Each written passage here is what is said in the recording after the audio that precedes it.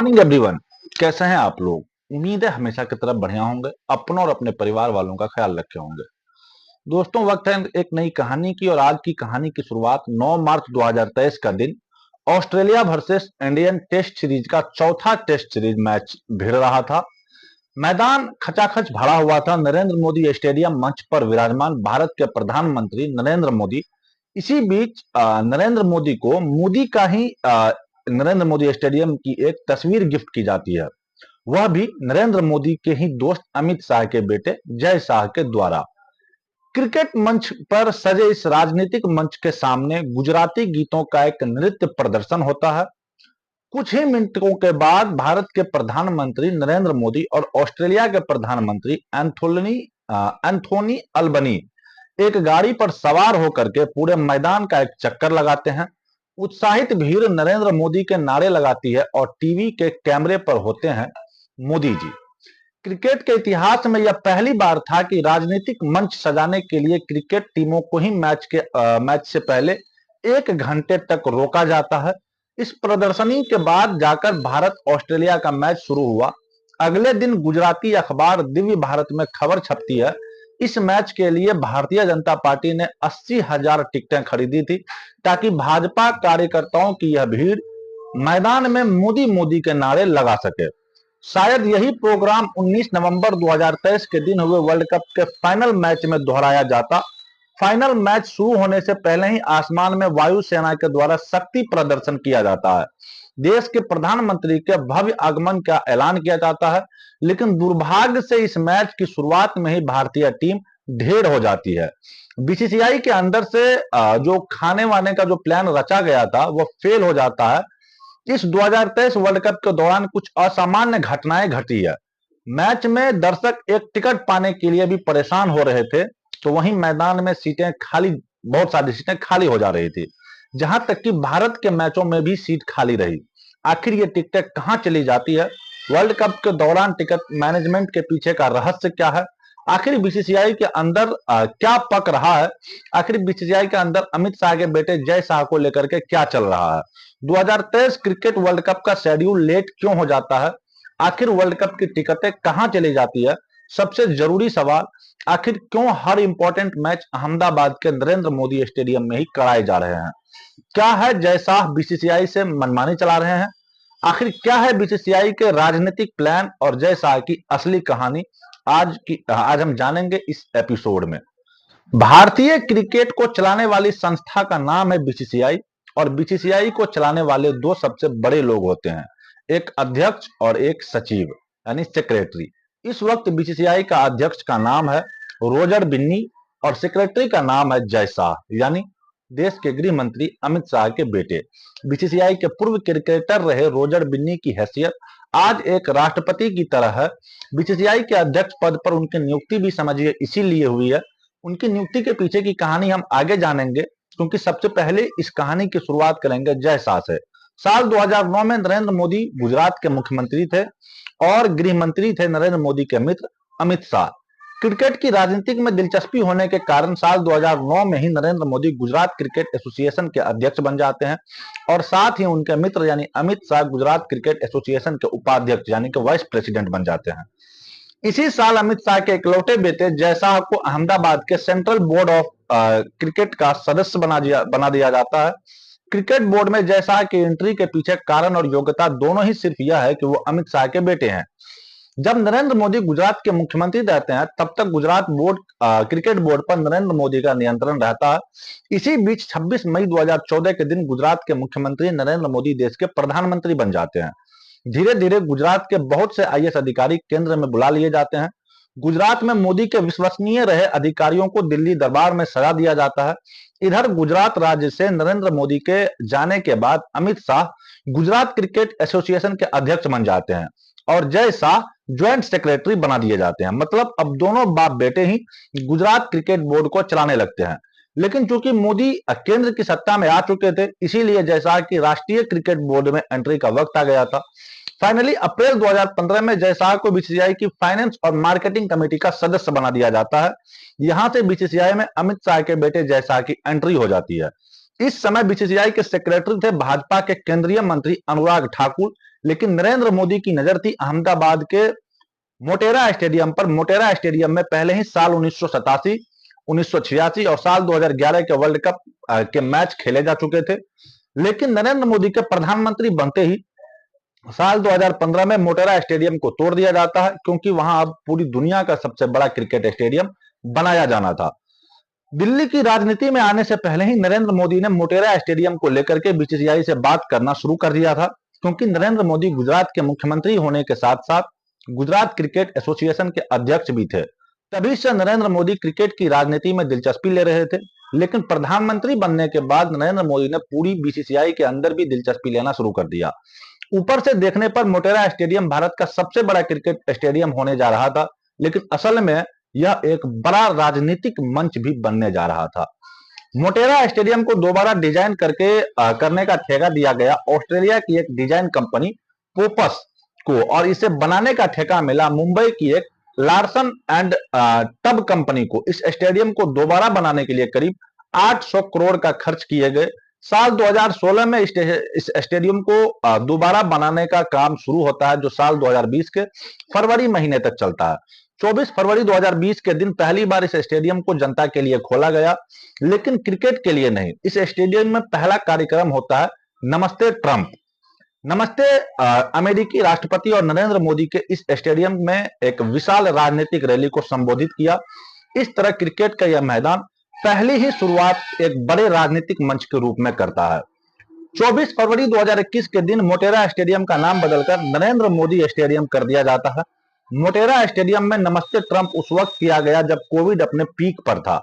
हालांकि नरेंद्र मोदी स्टेडियम में नमस्ते ट्रंप के प्रोग्राम को यह कहकर पचाया जा सकता था, उस वक्त इस मैदान में कोई क्रिकेट मैच नहीं हो रहा था। 9 मार्च 2023 के दिन तो क्रिकेट के इस मैदान में और इससे खेल देखने आई भीड़ को एक राजनीतिक अड्डा बना दिया गया। मार्च 2023 में ऑस्ट्रेलिया और इंडिया के बीच हो रही एक टेस्ट सीरीज के चौथे मैच के दौरान ही 25 years of friendship through cricket event कराया जाता है। इस इवेंट में ऑस्ट्रेलिया के प्रधानमंत्री एंथोनी अल्बनी और नरेंद्र मोदी शामिल होते हैं। क्रिकेट जगत में यह पहली बार हो रहा था कि दो देशों के रिश्तों की 75वां सालगिरह का एक इवेंट गनकर मैच से पहले एक राजनीतिक इवेंट कर डाला। जब से नरेंद्र मोदी स्टेडियम बना है, तब से ही क्रिकेट के सभी बड़े मैच यहीं आयोजित किए जा रहे हैं। इसके पीछे कई फायदे और कई कारण हैं। कारण यह कि अहमदाबाद में है प्रधानमंत्री मोदी का गृह राज्य, और जहां उनका गुजरात दंगों के बाद से ही एक मजबूत होल्ड रहा है। गुजरात में उन्होंने अपने समर्थकों की एक स्वाभाविक भीड़ मिल जाती है। गुजरात की इस भीड़ के सामने गुजराती कल्चर इसलिए दिखाई जाती है जिसमें उनमें यह बोध हो जैसे यह गुजराती कल्चर का स्वर्णिम काम चल रहा हो। इससे गुजरात में नरेंद्र मोदी को और अधिक समर्थन मिलता रहे। दूसरा कारण यह है कि स्टेडियम में बैठी इस मोदी के समर्थक गुजराती भीड़ का इस्तेमाल बाकी देश को दिखाने के लिए किया जाता है, जिससे यह दिखाया जा सके कि यह सब जगह मोदी है, पूरा मैदान मोदी में है। एक तरह से कह सकते हैं पूरा मैदान ही मोदी है। यही कारण है कि कुछ लोगों के द्वारा आशंका बीत जाने यह भी बताई जाती रही है कि क्रिकेट मैचों में टिकट के मैनेजमेंट के पीछे यही कारण है। बीसीसीआई के अंदर टिकटों को मैनिपुलेट किया जा रहा है ताकि इन टिकटों को राजनीतिक समर्थक को दिया जा सके, और वे चलते मैच और कैमरे के बीच के सामने एक खास पार्टी का नेता या उसकी विचारधारा के समर्थन में माहौल बनाए, नारे लगाए, क्योंकि क्रिकेट पूरे देश में एक तरह से देखा जाता है। इसीलिए गुजरात के मैदान में दिखाई जाने वाली चीजों और नारों से पूरा देश में माहौल बनेगा। इस खेल को समझने के लिए हमें बीसीसीआई के अंदर का माहौल जानना पड़ेगा। आखिर बीसीसीआई के अंदर जैसा के रास्ते सरकार क्या पका रही है।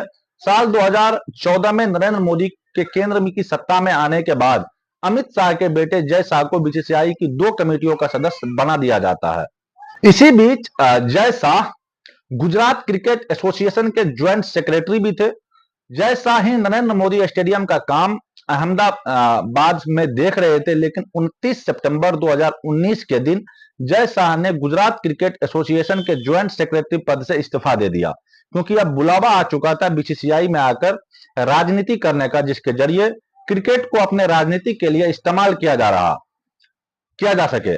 सौरव गांगुली 23 अक्टूबर 2019 के दिन क्रिकेटर सौरव गांगुली को सर्व समिति में बीसीसीआई का अध्यक्ष चुन लिया जाता है।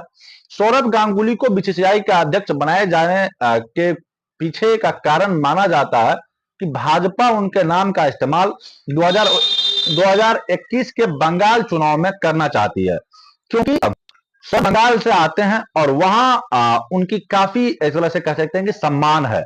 लेकिन सौरव गांगुली की अध्यक्षता के अलावा दिलचस्प खबर यह थी कि जय शाह को भी बीसीसीआई का सेक्रेटरी चुन लिया गया।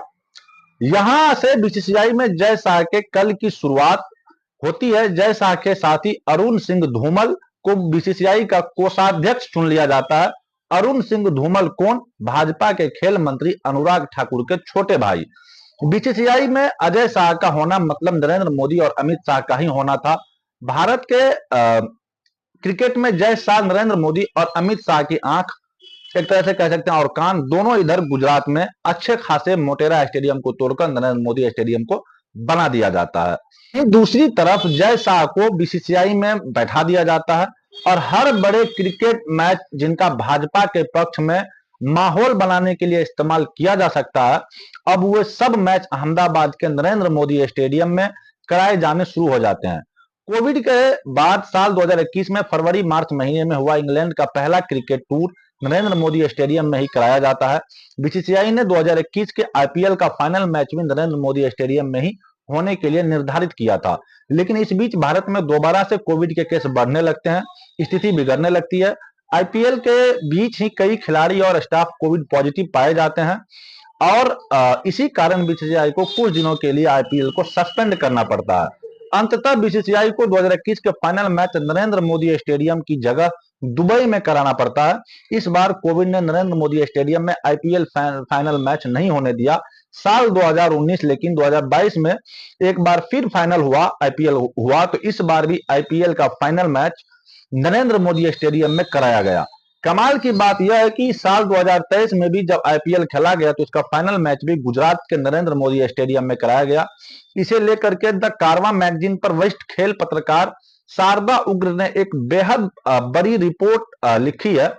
इस रिपोर्ट में शारदा उग्र लिखती है कि जब साल 2023 का क्रिकेट वर्ल्ड कप भारत में होना तय हुआ था तो जय शाह की लीडरशिप में यह सुनिश्चित किया गया कि विश्व कप के सबसे बड़े इंपॉर्टेंट मैच अहमदाबाद के नरेंद्र मोदी स्टेडियम में हो। साल 2024 वर्ल्ड कप का पहला ही मैच अहमदाबाद के नरेंद्र मोदी स्टेडियम में किया गया। कमाल की बात यह है कि 19 नवंबर 2023 को हुए वर्ल्ड कप का फाइनल मैच भी नरेंद्र मोदी स्टेडियम में ही किया जाता है। इसमें सबसे इंटरेस्टिंग बात यह है कि 4 अक्टूबर 2023 को भारत और पाकिस्तान के बीच होने वाले एकमात्र मैच भी गुजरात के नरेंद्र मोदी स्टेडियम में ही किया गया। जिस भारत पाकिस्तान के मैच पर पूरे देश की नजर रहती है और जिसके पीछे एक राजनीति भी काम करती है। अभी तक बीसीसीआई के अध्यक्ष सौरव गांगुली थे, एक तरह से जय शाह के समांतर ही थे, गांगुली भी थे, लेकिन सितंबर 2022 में सौरव गांगुली भी बीसीसीआई के अध्यक्ष पद से चले जाते हैं, जिसके बाद बीसीसीआई में एक ही बॉस बचता है और वो थे अमित शाह के बेटे जय शाह।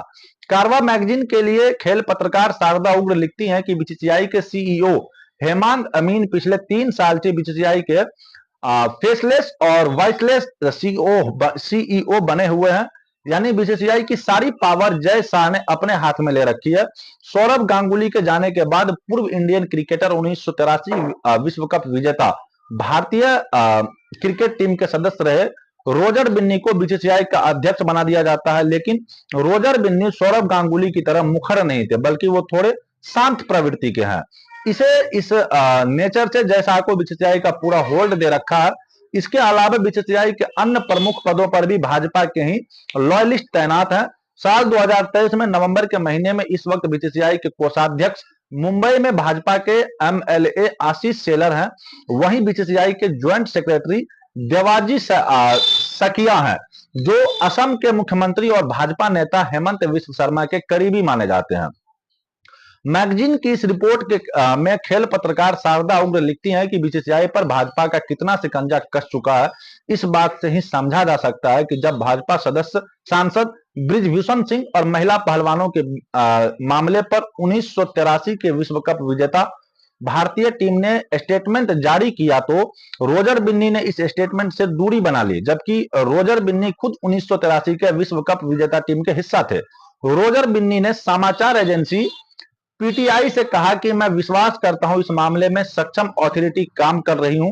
एक पूर्व क्रिकेटर होने के नाते या उसके रूप में मैं विश्वास करता हूं कि खेल में राजनीति नहीं मिलानी चाहिए। आपको क्या लगता है कि रोजर बिन्नी ने ऐसा बयान क्यों दिया? क्या 1983 के विश्व कप विजेता टीम में सिर्फ बन्नी ही थे जिसके पास यह दिमाग था? खेलों में राजनीति नहीं मिलानी चाहिए, वो भी जब पीड़ित खुद महिला खिलाड़ी हो, या अर्थ यही है कि भाजपा बीसीसीआई को अपनी पार्टी की अन्य यूनिट की तरह बीसीसीआई को भी अपनी एक पार्टी यूनिट ही बना चुकी है। सितंबर 2022 में जय शाह का कार्यकाल खत्म हो जाने के बाद भी जय शाह को दोबारा बीसीसीआई का सेक्रेटरी बना दिया जाता है। जय शाह के नेतृत्व वाले बीसीसीआई में अड़े हुए 2023 वर्ल्ड कप में न केवल टिकटों को लेकर के मिसमैनेजमेंट हुआ, बल्कि वर्ल्ड कप का शेड्यूल का भी मिसमैनेजमेंट होता रहता है। सामान्यतः वर्ल्ड कप का शेड्यूल एक साल से पहले ही अनाउंस हो जाता है। जैसे 2019 वर्ल्ड कप के 30 मैचों को लेकर के 14 जुलाई के बीच हुए मैच में इसका शेड्यूल एक साल पहले ही, यानी कि 25 अप्रैल 2018 के दिन अनाउंस कर दिया जाता था। इसी तरह 2015 के वर्ल्ड कप की मैचों की तारीख भी लगभग 12 महीने पहले ही अनाउंस कर दी गई थी। लेकिन जय शाह के नेतृत्व वाले बीसीसीआई ने 2023 वर्ल्ड कप मैचों की तारीख को करीब मात्र 100 दिन पहले ही घोषित किया। अक्टूबर में शुरू होने वाले वर्ल्ड कप का शेड्यूल 27 जून को अनाउंस किया जाता है। इस लेट शेड्यूल में भी कमियां थी, वो इस तरह से कमियां थी कि इस शेड्यूल में भी नो चैलेंज किए गए 9 मैचों की तारीखें बदल दी गई। इस तरह अक्टूबर में होने वाले वर्ल्ड कप का फाइनल शेड्यूल 6 अगस्त 2023 को आ पाता है, यानी इसमें 2 महीने से भी कम वक्त का समय आ पाता है। क्योंकि वर्ल्ड कप 4 साल में एक बार आता है, इसीलिए क्रिकेट में के चाहने वालों के लिए यह एक ऐसा त्योहार है जिससे वो हर कीमत पर शामिल होना चाहते हैं। यही कारण है कि वर्ल्ड कप की तारीखों के एक साल पहले ही अनाउंस कर दिया जाता है, क्योंकि विश्व कप मैचों को देखने के लिए विदेश में भी लोग आते हैं, एनआरसी में भी लोग आते हैं, उसके बाद एनआरआई है जिसके लिए वीजा, पासपोर्ट, टिकट या बाकी जो चीजें होती हैं जैसे होटल, इन सब का इंतजाम करना होता है, जिसमें एक अच्छा खासा वक्त चाहिए। इसके अलावा आईसी भी स्टेडियम का मुआयना करती है कि क्या कमियां हैं, क्या सही है, क्या दुरुस्त है, उन्हें सही किया जाता है। यह कारण है, यह रिवाज है कि वर्ल्ड कप की तारीखें लगभग एक साल पहले ही घोषित कर दी जाती है। लेकिन जय शाह के नेतृत्व वाले इस वर्ल्ड कप में न केवल शेड्यूल के साथ मिसमैनेजमेंट होता है, बल्कि टिकटों को लेकर भी एक भारी ब्लंडर हुआ। पहले तो वर्ल्ड कप की तारीखों में बदलाव के कारण दर्शकों को उन्हें अपनी टिकटें जिन्होंने खरीद ली थी, जिन्होंने होटल किए थे, उन्हें अपने प्लान बदलने पड़े, उनको दिक्कतों हुई, टिकटों को लेकर के हुई गड़बड़ की पूरी कहानी अगले किसी एपिसोड में हम जानेंगे। बाकी आई होप अभी तक की कहानी आपको समझ में आ गई होगी कि जय शाह के पीछे का एक अनटोल्ड स्टोरी क्या है। बाकी आई होप वीडियो अगर पसंद आई तो वीडियो को लाइक कीजिएगा, चैनल पर अगर नए हैं तो जाते जाते चैनल को सब्सक्राइब जरूर कर दीजिएगा। बाकी इसी तरह की फैक्ट के साथ, इसी तरह की स्टोरी के साथ हम मिलते हैं किसी और कहानी में, किसी और टाइम में। बाकी अलविदा लेना चाहते हैं, मिलते हैं किसी और वीडियो में किसी और टॉपिक के साथ। तब तक के लिए जय हिंद, जय भारत।